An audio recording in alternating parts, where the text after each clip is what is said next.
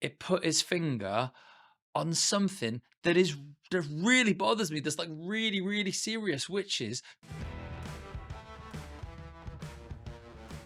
Welcome to the internet.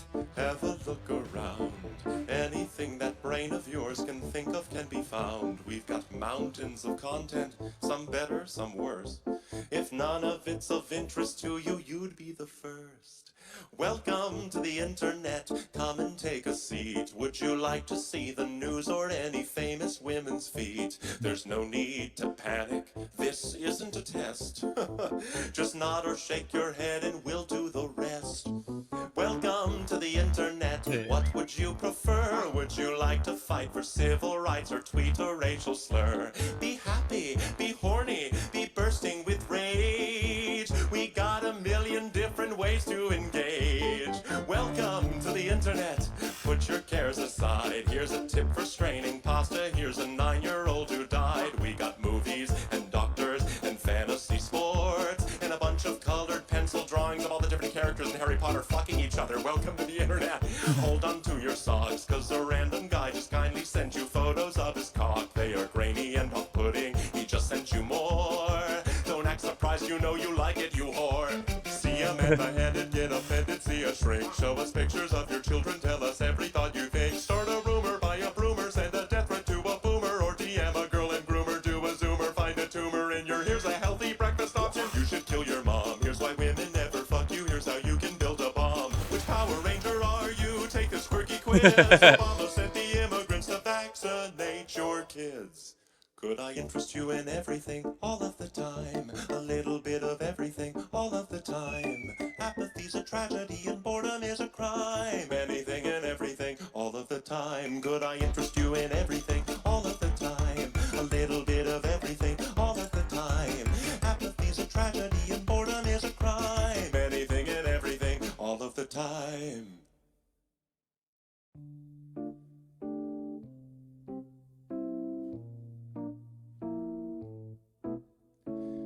You know, it wasn't always like this.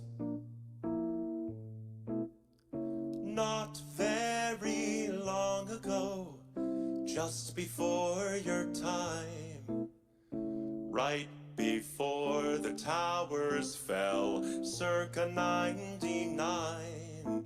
This was catalogs, travel blogs, a chat room or two. We set our sights and spent our nights waiting for you, insatiable you. Mommy let you use her iPad. You were barely 2, and it did all the things we designed it to do. Now look at you. Oh. Look at you.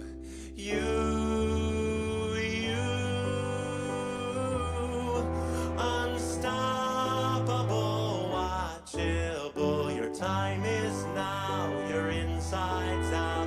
Honey, how you grew. And if we stick together, who knows what we'll do.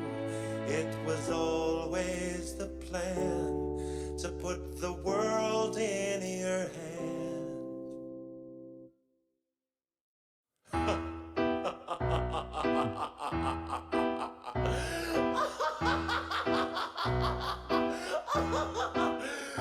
Could I interest you in everything, all of the time? A bit of everything, all of the time. Apathy's a tragedy and boredom is a crime. Anything and everything, all of the time. Could I interest you in everything, all of the time? A little bit of everything, all of the time.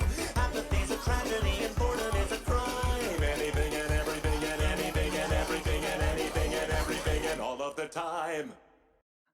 well, Bo Burnham. Welcome to the internet. This is one of the easiest take-home messages I think that I could have come across. That was absolutely amazing.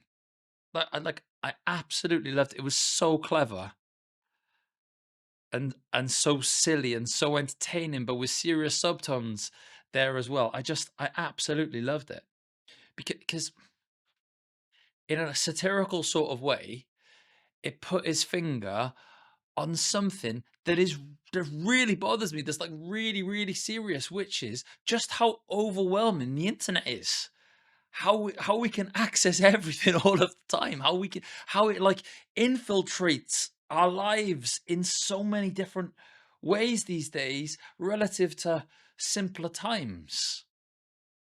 It feels as though like human beings haven't evolved to be able to handle the amount of information that comes to us from the internet and the amount of ways that it can sort of damage us, and it makes me really worried for kids. Like I've got a 10-year-old at the moment. We're in that sort of like phase of like gaming and iPads and phones, and like if you sit on a bus these days, you just see 100 people like that. If you go to a train station, you see 100 people like that.